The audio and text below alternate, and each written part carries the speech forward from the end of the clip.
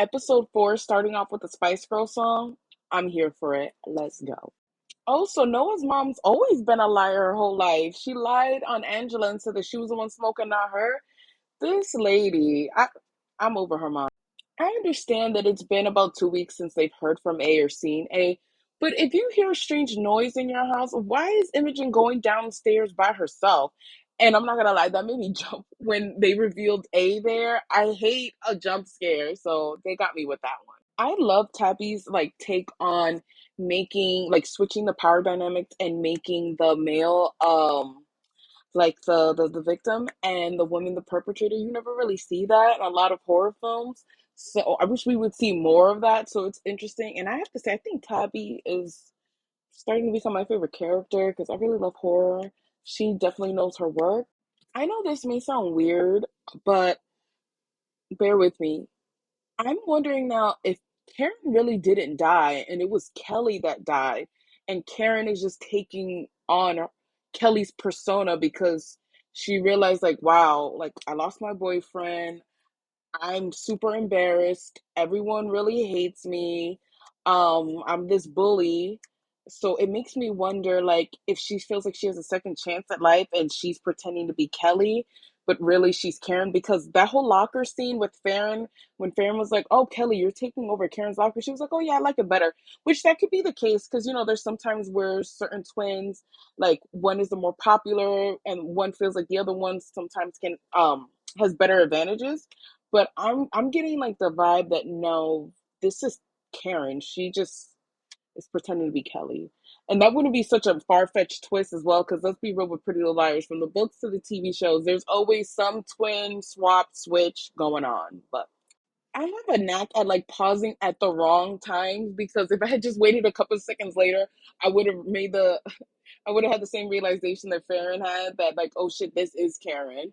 Because especially when she said, "You just be a queen girl," I was like, that's what Karen said, and Farron caught it as well. So I'm like, okay, my theory is correct. It makes me wonder if my other theories are correct, but we'll see how this plays out. If there's one piece of advice I can give you guys, please don't play with the Ouija board. And this nonsense that her mom was having her play it with her, like my Imogen's mom was having her play with the Ouija board, that's just ridiculous. Don't play with Ouija boards, whether you believe in them or not. But let's get back to the episode. I see that these girls have a piece of selenite next to them while they're playing with the Ouija board. They're gonna cleanse their aura afterwards because they don't know what spirits can come through and attach them. I'm truly over Noah's mom. How quick she was to say, "Not mine." Like when the sheriff found drugs that were just magnesium. Her mother is like truly like she's so gross. I cannot take her mother at all. That A chase scene with Noah honestly scared the shit out of me. I was not expecting that or anticipating that. I did not understand how when Noah went downstairs and she saw her pizza on the ground and the door was like, well, the window to the door was smashed. You don't think that, hey, something sketchy is going on here, or is this just a regular day in your neighborhood? Like, I didn't understand that. But I was not expecting that whole chase scene.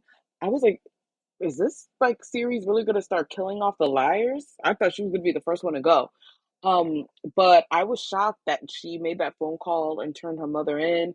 I was also shocked that Ace spoke. I'm really starting to think it's the detective. Well, the sheriff. I don't want to give him that much praise, but or sorry, that much of a title. The way Tabby was looking at the video of Greg, like in the shower scene, and she got triggered earlier. Did he like do something to her? That's what I'm curious about. But I guess we just have to keep watching to find out. Okay, so I just finished the episode. I'm curious as to who you guys think A is. Like I said, I haven't fully made my statement to say that it's the sheriff because I'm like, oh, would that be a little too obvious? So I don't know, but he's the only one that I sort of even think could possibly be doing this, but we'll see. But yeah, please comment down below what you guys think is going on. I know I'm like behind because I think they have like 7 episodes out already, so I'm trying to rush through before like the season finale happens.